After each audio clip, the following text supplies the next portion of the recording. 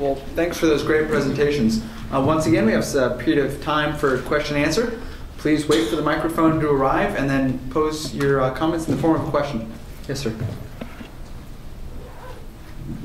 This question is for Dale Herspring. Are you aware and would you comment on the fact that Don Rumsfeld, while he was a counselor to President Richard Nixon, was also a naval reservist, which I'm very much aware of because we served in the same unit supporting the air boss of the CNO. Yeah, see, he was, in fact, what he did is when he finished college, he went in through ROTC, he went in and became a pilot, became an instructor, and he had the connection. But I mean, it's never in writing this entire book, which goes, I think, through most of his life, it's never figured very prominently, in my opinion. Yes, sir. I'm curious. Could you, Professor Fisher, could you talk, or is it Professor or Mr.? Could you talk about Cheney's claim to independence, if you will, as neither a member of the executive branch or the legislative branch, and how does all that fit into this discussion? You want me to say something coherent about something that's incoherent? No, it's crazy talk. It's about as good as Sarah Palin's understanding of what a vice president does, runs the Senate. I don't know why Cheney and his attorney, David Addington, very smart people, I don't know why they would come up with such a, once a position of legal constitutional principles gets on Jay Leno, he's done something wrong. So, no, I don't think it makes any sense. I just want to add one thing to Mitch, talking about the examples, why this administration would have picked the first executive privilege, the Boston FBI. Mitch didn't have a chance to go into it, but one of the things about it that was not too attractive was that the FBI had been willing to send innocent people to prison for 10, 20 years in order to maintain access to information from informants. So that was one of the things they trotted out as their first example. Yeah. Yes, sir.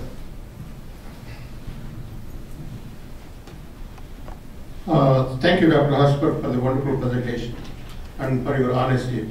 You mentioned that for a period of 6 months, Rumsfeld did not talk to Kentucky.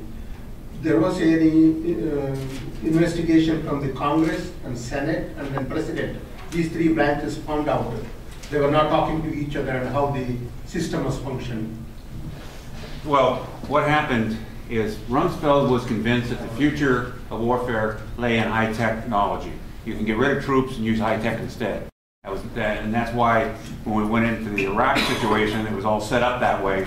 He kept fighting for fewer and fewer troops.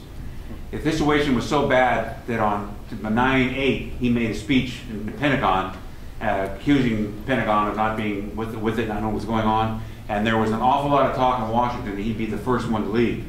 And then 9/11, and we then got the rock star, and everybody knows what happened. You couldn't get rid of him after that.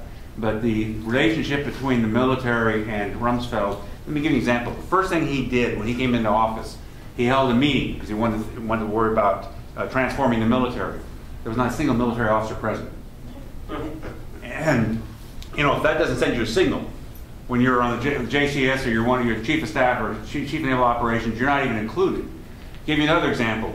I don't know how much you know about the formality of military things, but Stephen Cambone, who was one of his senior deputies, held a meeting with 3 stars, Army, Navy, Air Force, Marine, and he walks into the room a half hour late, which in the military, you can be a half hour early, but God's pity if you're a half hour late, 5 minutes late.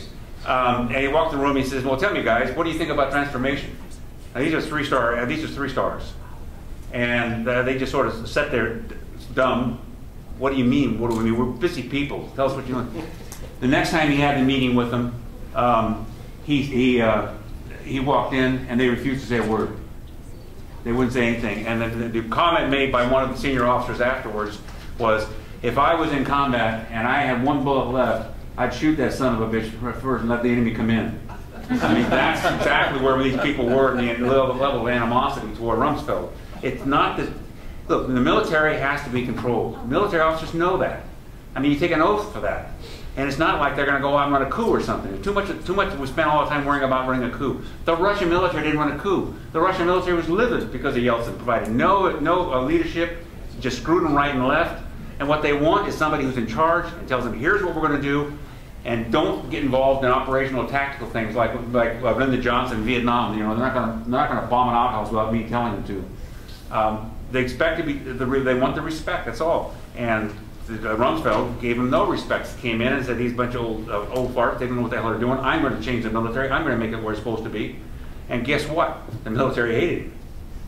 I mean, I can't tell you how many people I've talked to, you know, and for example, another example, General Zinni, who was a 4-star, who was CENTCOM, knew more about Iraq than anybody around.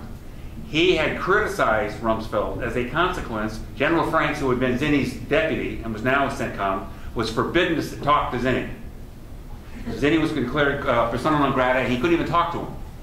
And Zinni knew that. I mean, one of the things that Zinni did that most haven't, he understood the culture. He understood the place. I talked to him, and he was basically, you know, you can't deal with him. I mean, I could go on and on and on. Read the book if you want. I mean, I think it's very well documented. I'm not trying to sell the book, but if you want to buy it, that's fine. I'm going to read the book. Why the Congress and President did not interfere and correct the mistake? Let me go first to the President, because the President was the CEO, and the CEO he was the President of the corporation. Cheney was the CEO.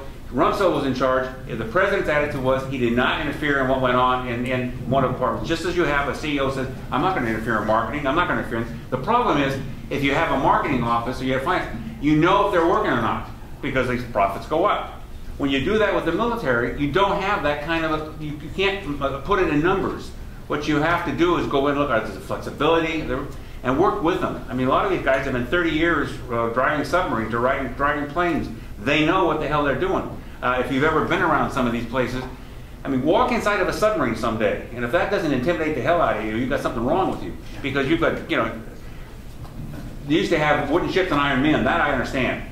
But now that they got the whole different technology, it's a very difficult thing, and it's very difficult for an outsider to come in and simply say, oh, well, we'll just move the troops over here.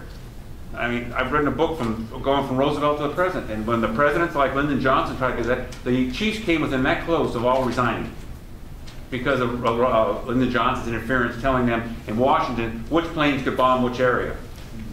And, you know, George Bush the First had, in my opinion, based on the book I wrote, had by far the best relationship with the military. He would come in, he would tell them what he wanted done. Colin Powell would come in and say, sir, here's our operation for Panama, here's how we intend to do it, here's our operation for Desert Storm 1, here's how we intend to do it. He'd ask questions, and they listened to him. Jimmy Carter was good in one sense on Tehran. All he said is avoid collateral damage. And the military planned it and screwed it up all by themselves. And then Jimmy Carter took responsibility for it, which they respected. I don't know what's going on. I have one last question. For Sorry, we have several other people. Yeah. Yes, in the back. Just a quick follow-up to what Professor Herspring just remarked. Oh, thank you. Yeah, I'm Joe Dugan. I've worked in the last 3 Republican administrations, and even had worked for a little while for Dick Cheney, but don't know him that well. But my question is about Mr. Cheney. How do you explain the success of the Bush 1 administration, that president's relationship with the military, and Secretary Cheney's leadership in that administration, with the problems you perceive with Cheney as vice president?